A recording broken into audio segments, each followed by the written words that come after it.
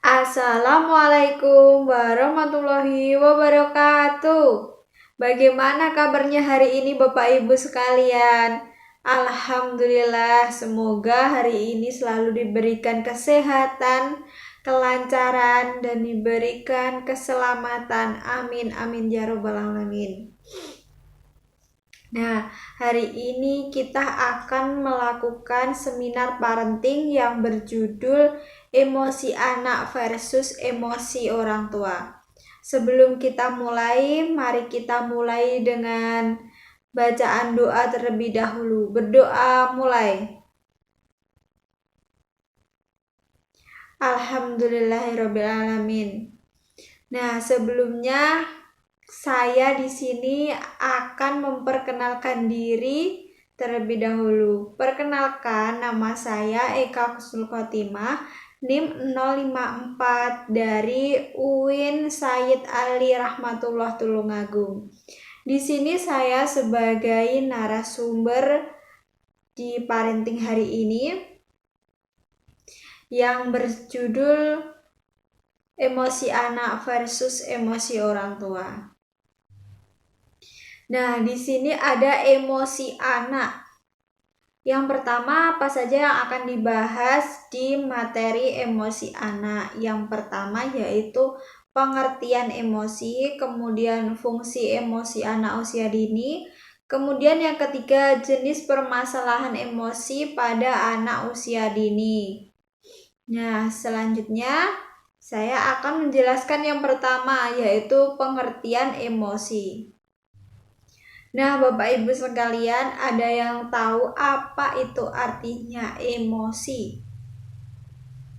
Iya, emosi menurut Rahman tahun 2002, emosi adalah letupan perasaan yang muncul dari dalam diri seseorang, baik bersifat positif maupun bersifat negatif.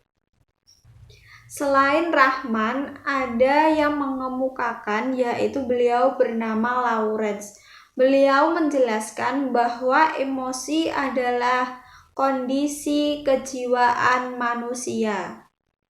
Lawrence mengungkapkan karena sifatnya yang psikis atau kejiwaan, maka emosi hanya dapat dikaji melalui letupan-letupan emosi atau fenomena-fenomena atau keadaan gejala seperti sedih, senang, gembira, gelisah, benci, dan lain-lain.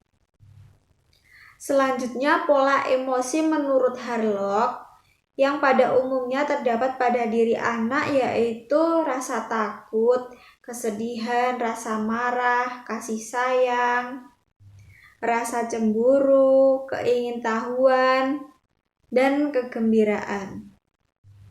Yang pertama, rasa takut. Rasa takut berpusat pada bahaya yang bersifat fantastik dan samar-samar. Namun dengan perkembangan intelektual dan meningkatnya usia anak, maka anak akan bisa menyesuaikan diri dengan lingkungannya. Yang kedua, rasa marah. Rasa marah ini biasanya disebabkan karena adanya rintangan-rintangan.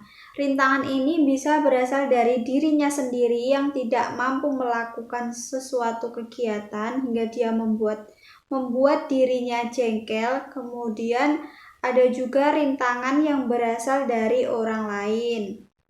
Misalnya, anak tidak boleh melakukan kegiatan A, sedangkan anak ingin melakukan kegiatan A. Seperti itu. Kemudian yang ketiga, rasa cemburu. Rasa cemburu ini disebabkan karena adanya rasa jengkel, marah yang dipendam oleh anak, kemudian dilanjutkan dengan melampiaskannya dan memperlihatkannya kepada orang lain. Pada dasarnya ada 3 sumber yang bisa membuat anak merasa cemburu. Yang pertama yaitu anak merasa diabaikan. Nah, kemudian yang kedua situasi di sekolah. Kadang-kadang situasi di rumah anak sudah merasa jengkel, kemudian dibawa ke sekolah. Nah, kemudian yang ketiga yaitu rasa kepemilikan, di mana biasanya itu kok temanku punya barang ini dan aku kok tidak punya. Biasanya seperti itu. Anak ingin memiliki barang yang dimiliki temannya. Yang keempat yaitu rasa duka cita atau kesedihan. Pada dasarnya, pada anak-anak rasa duka cita atau kesedihan merupakan rasa yang umum. Nah, yang kelima yaitu rasa keingintahuan.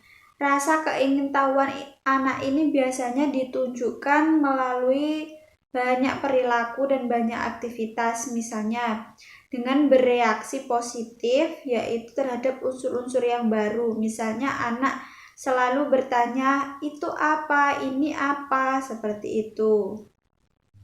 Kemudian yang keenam, kegembiraan.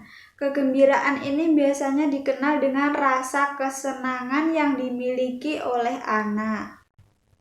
Kemudian yang ketujuh, kasih sayang. Rasa kasih sayang ini merupakan emosi yang diberikan kepada seseorang, bisa juga berupa binatang, atau bisa juga berupa benda yang disayangi oleh anak. Nah, yang selanjutnya yaitu fungsi emosi pada anak usia dini. Apa yang pertama? Yang pertama yaitu perilaku emosi yang diberikan atau yang ditampilkan oleh anak merupakan sumber penilaian bagi lingkungannya. Kemudian yang kedua yaitu emosi yang menyenangkan atau tidak menyenangkan dapat mempengaruhi interaksi sosial anak melalui reaksi-reaksi yang ditampilkan lingkungannya. Nah, kemudian yang ketiga, tingkah laku.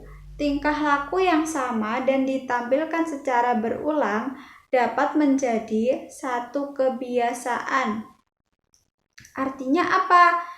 Jika seorang anak yang ramah dan suka menolong merasa senang dengan perilaku tersebut dan lingkungannya akan menyukainya, maka anak akan melakukan hal kebaikan tersebut. Nah, kemudian yang keempat yaitu ketegasan emosi yang dimiliki anak dapat menghambat atau mengganggu aktivitas motorik dan mental anak.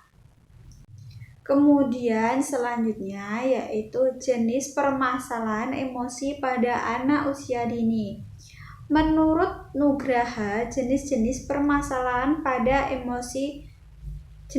permasalahan emosi pada anak usia dini yaitu yang pertama, kekurangan afektif.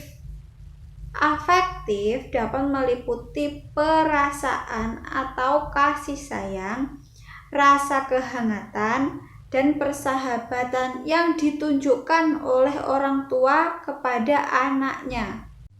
Gangguan yang disebabkan dari kekurangan afektif yaitu perkembangan fisik yang terlambat, kemudian gagap atau mengalami kesulitan berbicara, kemudian sulit berkonsentrasi atau mudah teralih perhatiannya. Kemudian yang kedua, cemas. Cemas merupakan rasa takut yang disebabkan tanpa adanya sebab yang jelas atau seringkali berlangsung secara lama. Upaya yang bisa dilakukan oleh orang tua maupun guru untuk menangani anak yang cemas yaitu bisa menenteramkannya, kemudian mencoba untuk mengalihkan perhatian anak, kemudian tidak mendesak untuk memberikan penjelasan, kemudian bisa melakukan atau mengajak anak untuk melakukan relaksasi, kemudian bisa mengajak anak untuk melakukan hal-hal yang menyenangkan. Kemudian yang ketiga, hipersensitif. Hipersensitif merupakan kepekaan emosional yang berlebihan dan cukup sering dijumpai pada anak-anak pada umumnya. Langkah-langkah yang bisa dilakukan untuk menangani anak yang hipersensitif yaitu menghindari sikap overprotective pada anak. Kemudian dalam proporsi yang wajar, anak perlu diperkenalkan apa itu kritik. Kemudian orang tua atau pendidik hendak mengajarkan anak untuk memandang dirinya sebagai proporsional. Nah, tadi kan sudah dibahas mengenai emosi pada anak. Sekarang emosi orang tua. Yang pertama, pengertian emosi orang tua. Emosi adalah respon spontan terhadap sesuatu atau peristiwa yang diberikan. Emosi ini melibatkan perasaan dan tidak mudah dijelaskan. Dan untuk dapat mengendalikannya, emosi itu memerlukan usaha tersendiri yang ada di dalam diri seseorang tersebut. Apa saja yang dapat mempengaruhi emosi orang tua? Yang pertama, harapan orang tua. Dari dasar cinta kepada anaknya, biasanya orang tua memiliki harapan atau cita-cita yang tinggi kepada anaknya. Tetapi ketika harapan yang diberikan orang tua tersebut tidak tercapai, biasanya akan menimbulkan rasa emosi yang dirasakan dari peristiwa yang atau cita-cita yang tidak bisa diwujudkan oleh anaknya tersebut. Kemudian yang kedua yaitu sifat bawaan, di mana seseorang itu memiliki kekhasan masing-masing, ciri-ciri yang berbeda-beda, dan tidak ada manusia yang sama. Sehingga dari sifat bawaan tersebut, orang tua harus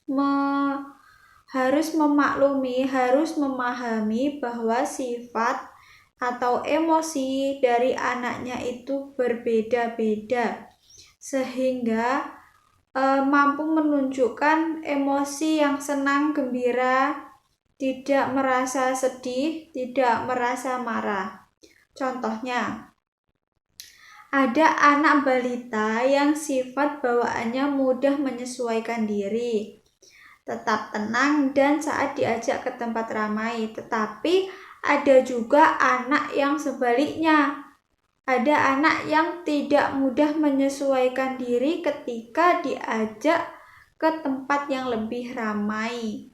Lalu apa yang terjadi ketika orang tua merasakan emosi? Yang pertama, perilaku yang muncul. Misalnya, raut wajah yang terlihat sedih, terdiam, dan suara yang meninggi kepada anaknya dan melemah. Ada yang meninggi dan ada yang melemah.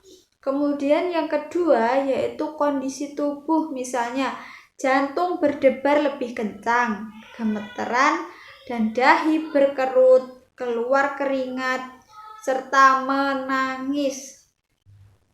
Kemudian mengapa orang tua perlu mengendalikan emosinya?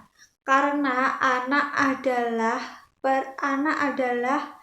peniru yang ulung. Jika orang tua dapat mengendalikan emosinya dengan baik, maka anak juga akan menirukan emosinya. Jika anak tidak mengalami kekerasan, kelak anak akan berisiko menjadi anak yang baik. Tetapi ketika anak sering mengalami kekerasan, maka anak juga akan beresiko tinggi untuk melakukan tindak kekerasan. Kemudian, apa yang bisa dilakukan saat emosi datang secara tiba-tiba? Yang bisa dilakukan orang tua yaitu berpindah tempat. Pastikan anak dalam keadaan aman dan ada yang menjaga. Kemudian tarik nafas panjang untuk menenangkan diri. Kemudian yang ketiga, hitung 1 sampai 10 di dalam hati tanpa bicara untuk mengatur nada suara.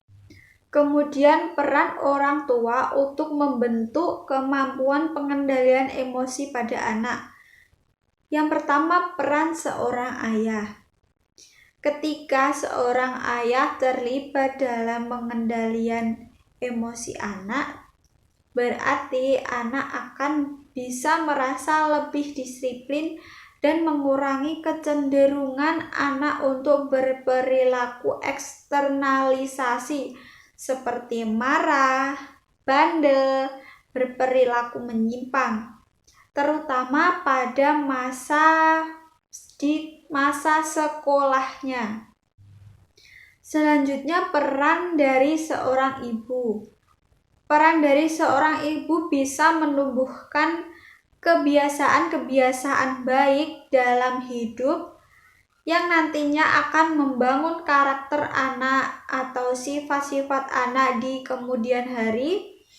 Sebagai sosok yang terdekat, penanaman nilai kepada anak dilakukan ibu melalui penanaman kebiasaan setiap harinya yang akan berakumulasi menjadi kepribadian yang baik di masa yang akan datang.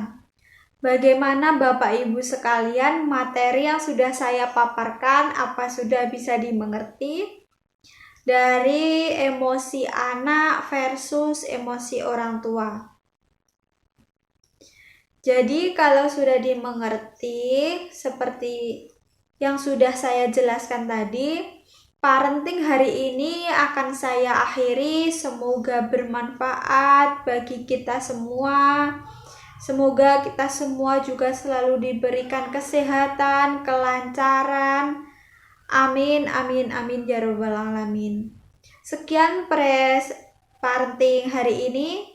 Mari kita tutup dengan bacaan Alhamdulillahirabbil alamin. Sebelum kita akhiri, mari kita berdoa terlebih dahulu. Berdoa mulai. Berdoa selesai. Alhamdulillah, wabillahi taufiq wal hidayah wal ridho wal inayah. Wassalamualaikum warahmatullahi wabarakatuh.